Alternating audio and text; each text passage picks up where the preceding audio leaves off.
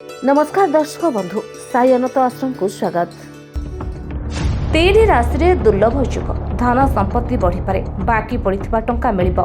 वैदिक ज्योतिष शास्त्र अनुसार ग्रह एवं नक्षत्र संयोग जन व्यक्ति जीवन में प्रभाव पकाई थाए। जेतेबेले चंद्रदेव ज्ञान एवं भाग्यर कारक पूर्व भाद्रपद नक्षत्र में प्रवेश करती तेबे से क्षेत्र में अनेक राशि रे शुभ बोली विवेचना करा जाय थाए। किछि राशि पे अत्यंत शुभ समय आरंभ हेबाकु जाउछि। आज किछि राशि रे शुभ संयोग आरंभ हेबाकु जाउथबा बेले पूर्व भाद्रपद नक्षत्र में प्रवेश करुथबारु बेस शुभ हेबाकु जाउछि, जहाँकि किछि राशिको भाग्य बदलाई देब। 12टी जाक राशि उपरे पूर्व भाद्रपद नक्षत्र प्रभाव पड़िबाकु जाउथबा बेले किछि राशि रे अत्यंत शुभ समय आरंभ हेबाकु जाउछि। चंद्र गोचर फल 3 राशि अत्यंत शुभ समय आरंभ हेबाकु जाउछि। जानतु केउ 3 राशि। मेष राशि। चंद्र गोचर फल मेष राशि व्यक्ति विशेष बेस लाभदायक होगाकू जाउछि। नुआकरी चाकरी पाइबे नचे जो संस्थारे कार्यरत अछन्ते सेठरे पदोन्नति मिल पारे। आर्थिक स्थिति रे सुधार आसी पारे।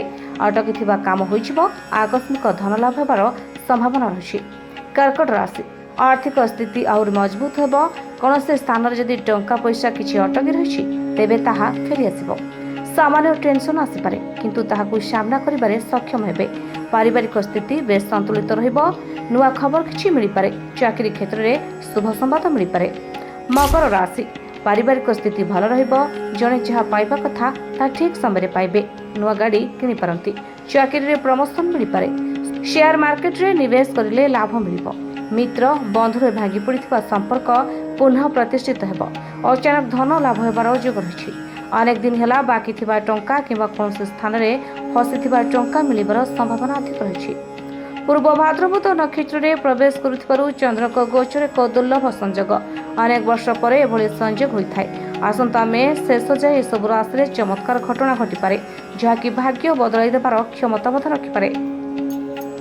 हमें पुओ को नहीं कि बाबा पाखु आसला परे आपनकर कोन परिवर्तन हेछि। पुओर जो गोड़ हाथ काटला तार भी कोन परिवर्तन। ମୁଁ ଏମିତି ଜଣେ ସାଙ୍ଗ ପିଲାଙ୍କଠୁ ଶୁଣିକି ଆପଣଙ୍କ ପାଖକୁ ଆସିଲି। କିନ୍ତୁ ଆସିଲା ପରେ ମୋ ପୁଅ ଦୀର୍ଘ 7 ବର୍ଷ ହେଲା ଯେଉଁ କଷ୍ଟଟା ଭୋଗୁଥିଲା ମୋର ହୃଦବୋଧ ହେଉଛି ସେ 7 ଦିନରେ ଗଲା ଭଳିଆ ଲାଗିଲା। ତେଣୁକରି ବହୁତ ସଲ୍ଭ ହୋଇଯାଇଛି। ସେଥିପାଇଁ ବାବାଙ୍କୁ କୋଟି କୋଟି ପ୍ରଣାମ ଆଉ ମହାବୀର ପଞ୍ଚମୁଖୀ ମହାବୀର ହନୁମାନଙ୍କୁ କୋଟି କୋଟି ପ୍ରଣାମ। ମୋ ସ୍ୱାମୀ ଯାହା କହିଲେ ମୁଁ ବି ସେୟା କହିବାକୁ ଚାହୁଁଛି। ତଥାପି ମୋର ଅଲଗା ଅନୁଭୂତି। ବାବା କହିଲେ मेडिटेशन करने आम 4 थर मेडिटेशन कलापर काली कर मेडिटेशन मुझे निजे महावीर आसिक छुई पेटू देवी मुझे कष्ट पाई मो पुओ एमती कि बर्तमान अनुभव करुँच मो पुओ भविष्य संपूर्ण भल अच्छा पुओ एडी आसिले परे मोर जति माने कष्ट थिला म आगुरु जमा चाली पाउ नथली। एडी जति सप्ताह भीतर आसिलेनी माने मते एते भल लागुची। म तो चाली होची बुझी होची खेली होची सब भल लागुची। आगु मु किछि करे